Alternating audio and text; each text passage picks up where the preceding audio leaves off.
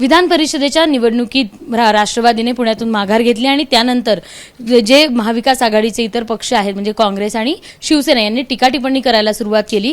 त्यानंतर हा सगळा निर्णय आहे तो तीनही पक्षाच्या नेत्यांनी मिळून घेतल्याचं सुप्रिया सुळे यांनी म्हटलंय। माझ्यासोबत शिवसेना नेते वसंत मोरे आहेत। सुप्रिया सुळे म्हणतायत की सगळ्यांनी मिळून हा निर्णय घेतला आहे आणि तुम्ही म्हणतायत की पाठीत खंजीर खुपसली। मला वाटते कदाचित त्यांचा जर निर्णय झाला असता पाठीमाग घेण्याचा तर कमीत कमी आमच्या संपर्क प्रमुखांनी तरी आमच्या संघ बोलले असते।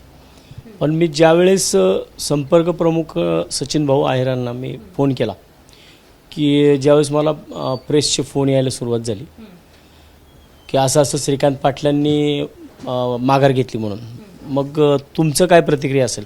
कारण मी कोणतीही प्रतिक्रिया देत असताना मी संपर्क प्रमुख कमीत कमी संपर्क प्रमुखांसंग बोलल्याशिवाय मी माझी प्रतिक्रिया देत नाही। आणि मी ज्यावेळेस सचिन भाऊंना या विषयामध्ये विचारलं तर त्यांची जी रिॲक्शन होती, अरे देवा आता हे काय झालं।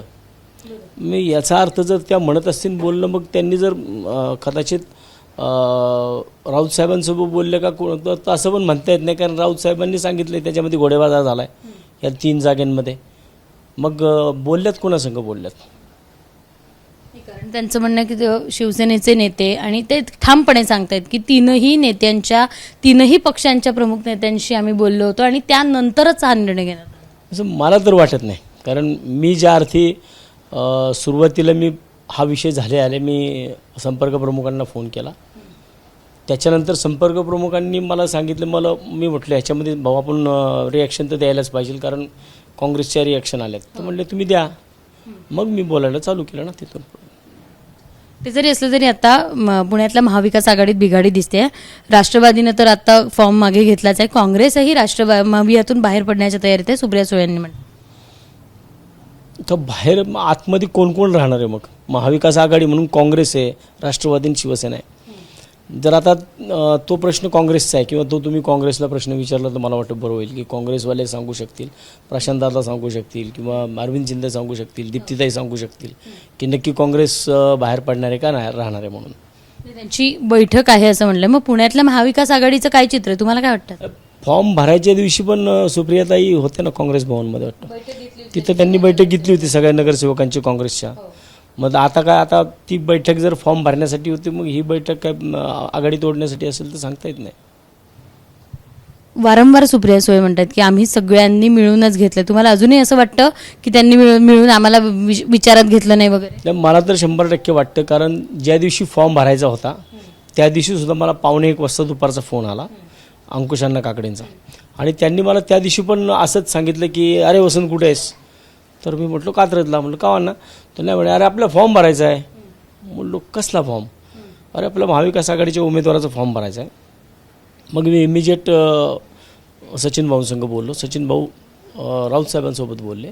परत मला फोन आला उलटा की हो पुण्याची जागा त्यांना द्यायचं ठरलं, तुम्ही फॉर्म भरायला गेला तरी चालेल, परंतु 1 वाजले इथंच मला परत उत्तर येण्यात, आणि तोपर्यंत त्यांचा फॉर्म पण भरून झाला होता, म्हणून आम्ही काय कुणीच शिवसेनेचं कुणीच पोचू शकलो नाही। पुण्यात जर आपण बघितलं तर महापालिकेच्या निवडणुकीच्या वेळी दोन्ही राष्ट्रवादी एकत्र लढल्या होत्या आणि आता राष्ट्रवादीच्याच उमेदवारासाठी राष्ट्रवादीनंच माघार घेतली शरद पवारांच्या।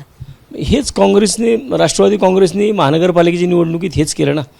म्हणजे ज्या टायमाला आम्ही स्वतः जागा वाटपासाठी बसलो होतो, मी त्या मीटिंगमध्ये होतो, शांताई हॉटेलमध्ये ज्या मीटिंग चालू होत्या त्या मीटिंगमध्ये सगळे पत्रकारसुद्धा होते। त्यावेळेस सगळ्या पत्रकारांनी पण पाहिलं होतं की अंकुशांना काकडे होते, बाप्पू पठारे होते, विशाल तांबे होते त्या मीटिंगमध्ये, आणि अगदी शेवटच्या 2 दिवसापर्यंत जागा वाटप चालू होतं। 55 जागा प्रत्येक तुम्हाला 100%। त्यावेळेस फोन बंद करून ठेवले ना विशाल तांबेंचा फोन लागले, ना बाप्पू पठारेंचे लागले, ना अंकुशांना काकडेंचे लागले। अंकुशांनाच्या त्यांच्या घरामध्ये आम्ही फोन लावला तर त्यांनी सांगितलं आम्हाला की अण्णांचं डोकं दुखतंय, त्यामुळे अण्णांनी फोन बंद केलेला आहे। एकदा महापालिका झालं, आता विधान परिषद झालं, आणि आता पुण्यातल्या महाविकास आघाडीत नेमकं काय चाललंय? राष्ट्रवादी नेमकी कोणती भूमिका? एकतर राष्ट्रवादी दोन्ही एकत्र लढताना दिसत आहेत, ते दोन्ही कुटुंबीय एकत्र येताना दिसत आहेत, दुसरीकडे बघितलं तर 2 वेळा तुम्हाला दोन्ही पक्षांना दगा दिल्याचं दिसतं। मला मी कालसुद्धा सांगितलं की राष्ट्रवादी काँग्रेसला जर भाऊबंदकी करायची असेल तर त्यांनी ती बिनधास्त करावी ना, पण मग आम्हाला कशाला तुम्ही भरवशावरती ठेवताय? त्यांनीच महाविकास आघाडीतून बाहेर पडावं। तो त्यांचा प्रश्न आहे. त्यांनी बाहेर पडावं का महाविकास आघाडीत राहावं हे माझ्या लेवलचा प्रश्न आहे, तो वरिष्ठांचा प्रश्न आहे. वरिष्ठ त्याच्यामध्ये जो काही निर्णय घ्यायचा तो घेतील. परंतु मी तर ज्या टायमाला आमची बाळासाहेब ठाकरे कला दालनामध्ये मिटिंग झाली, राऊत साहेबांच्या सोबत सचिन भाऊ होते, त्या टायमाला मी स्पष्ट भाषेमध्ये सांगितलं होतं की आपण महाविकास आघाडीमध्ये आत्ता पुणे महानगरपालिकेच्या निवडणुकांमध्ये आपण फसलो. म्हणजे काँग्रेसने सुद्धा आमच्यासोबत तेच केलं ना. काँग्रेसने सुद्धा आमच्या जाग्यांवरती बऱ्याच ठिकाणी जाग्यांवरती आमच्या उमेदवारा टाकल्या. त्यामुळं ती मदतसुद्धा भाजपलाच झाली ना एक प्रकारे. काँग्रेसच्या सीट्स वाढल्या. राष्ट्रवादीचं काय झालं? राष्ट्रवादीने जरीसुद्धा राष्ट्रवादीबरोबरच युती केली असेल, अजितदादांच्या पक्षाबरोबर युती केली असेल, तरी त्यांचे फक्त 3च निवडून आले. म्हणजे असं काही विषय मोठं त्यांना तरी त्यांच्या तरी पदरात पडले. म्हणजे एकतर आमच्यावरती तो वरवंटा फिरला, स्वतःवरती पण फिरवून घेतला आहे महानगरपालिकेच्या निवडणुकांमध्ये. आणि आता पण तेच झाले. तुम्ही ठाण्यामध्ये पण तुमची उमेदवारी माग घेताय, तुम्ही पुण्यामध्ये तुमची उमेदवारी माग घेताय, तुम्ही साताऱ्यामध्ये तुमची उमेदवारी ठेवताय. मग ह्याचा अर्थ आम्ही नक्की काय घ्यायचा? दुजाभाव करताना दिसतंय वेगवेगळ्या शहरात वेगवेगळ्या ठिकाणी. दुजाभाव नाही, परंतु हे एक समीकरण जुळवत राजकारण चाललेलं आहे त्यांचं. कसलं समीकरण नेमकं? सत्तेचं समीकरण, दुसरं काय त्यांचं. आता ही एक छुपी युती सुद्धा म्हटलं तरी काय हरकत आहे त्याच्यामध्ये. राष्ट्रवादी भाजपसोबत छुपी युती करतायत असं तुमचं म्हणणं आहे?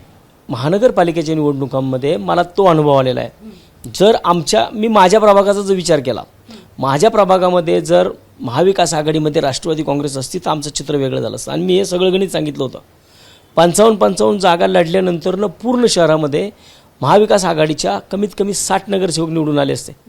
परंतु एक राष्ट्रवादी काँग्रेस बाहेर पडली आणि त्यामुळं फक्त आम्हाला 15 आणि 3 18 आणि 19 जागेंवरती महाविकास आघाडीला समाधान मानावं लागलं पुणे शहरामध्ये.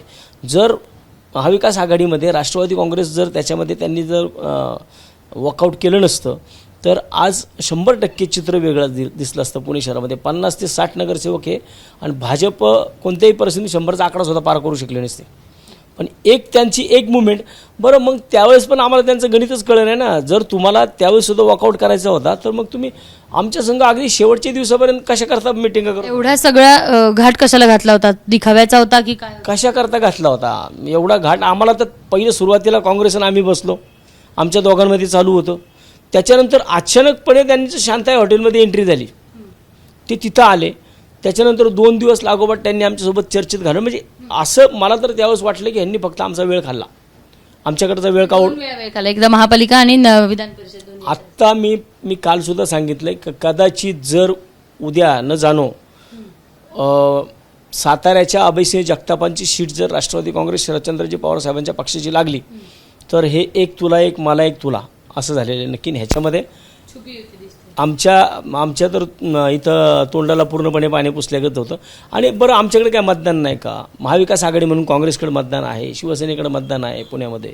मग कमीत कमी लढून तरी होऊ द्या ना, काय व्हायचं ते. जर फॉर्म भरलाय तुम्ही बिनशर्त माघार घेतल्यागत का माघार घेता?